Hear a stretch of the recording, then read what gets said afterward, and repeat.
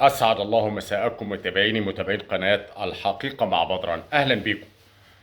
داني دانون المبعوث أو سفير نتنياهو لدى الغرب لإقناعهم بترحيل الإخوة الفلسطينيين من غزة إلى سيناء، والعضو في الكنيسة الإسرائيلي أصدر بعض التغريدات الخطيرة والتي يتهم فيها مصر بتمويل حماس عسكريا بعد فشل الوضع أو الاقتحام أو القتال أو القضاء على حماس.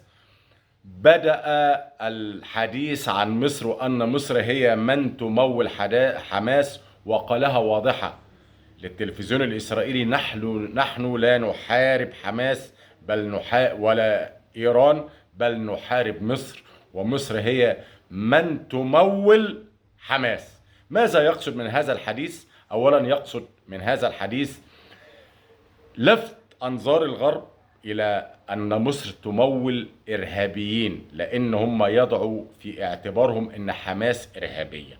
وإن لفت نظر الغرب لهذا الوضع سيتم فرض العقوبات على مصر، وهذا يعتبر إعلان حرب صريح على مصر. ده رقم واحد. رقم اتنين، رئيس الأركان الإسرائيلي كان بالأمس في زيارة إلى مواقع الطائرة الاف 35 الأمريكية الشبحية، وهو خارج عمل لقاء إعلامي وتحدث مع التلفزيون الإسرائيلي، وقالها تحديدا زي اللي قبله ما قالها موشي ديان والقادة القدامى اللي أذاقوا مرار الهزيمة في 73. قال لك: نحن قادرون الآن على الوصول لأي مكان في الشرق الأوسط. من يومين طلع وزير إسرائيلي وأعضاء أكثر من 3 أعضاء في الكنيسة الإسرائيلي طالبوا بضرب غزة بالنووي. إذن كل هذا يحدث حاليا، ومقصود به ترهيب مصر والغرب إمدادات عسكرية مستمرة ومادية إلى إسرائيل عشان قطاع غزة. أكثر من 11 دولة أوروبية في حلف الناتو تضع مراكبها الحربية أو السفن الحربية المتطورة والنووية على مرأى ومسمع من الجيش المصري في الشرق المتوسط لترهيب مصر من التدخل في الشأن الفلسطيني أو الإسرائيلي. النهاردة الترهيب بقى واضح جدا. أمريكا بتساعد إسرائيل بالمليارات وبالأسلحة لوضع حد إلى حماس والقضاء على حماس تماما، واليوم يتهم مصر بتمويل حماس.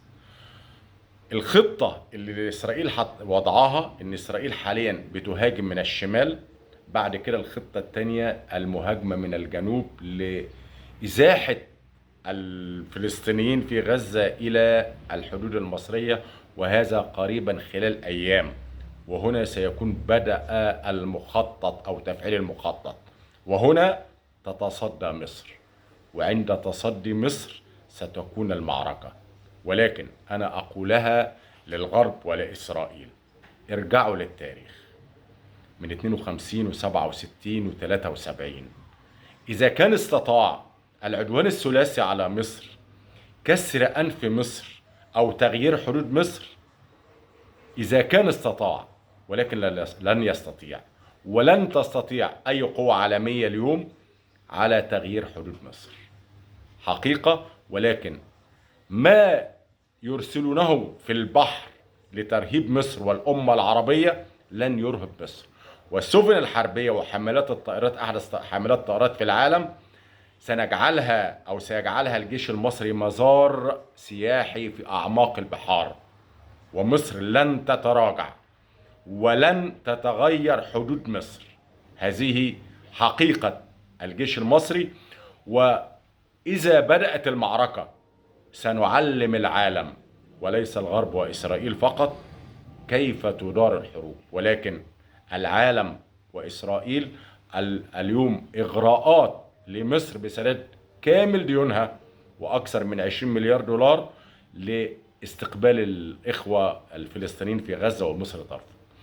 العالم الغربي والعالم الصهيوني براهن على نفاذ صبر المصريين، ولكن علينا أن نتحمل.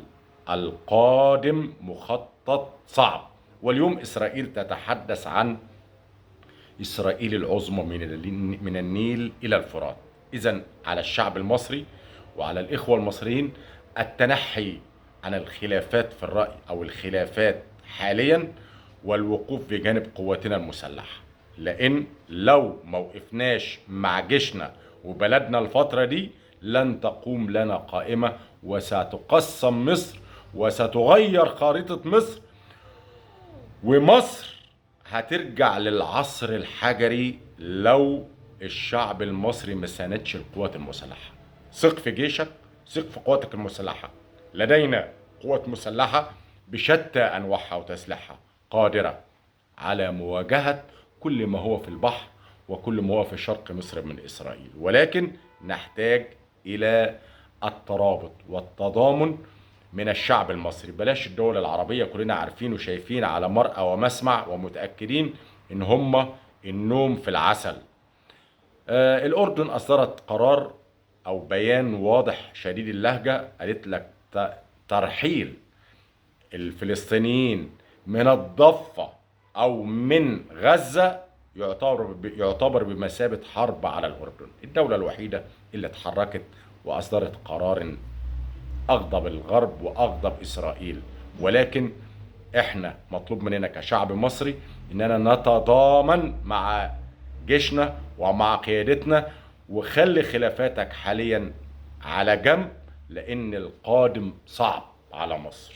حفظ الله مصر ونصر الله الإسلام والمسلمين وإخواننا في غزة وفي فلسطين. تحياتي لحضراتكم جميعا.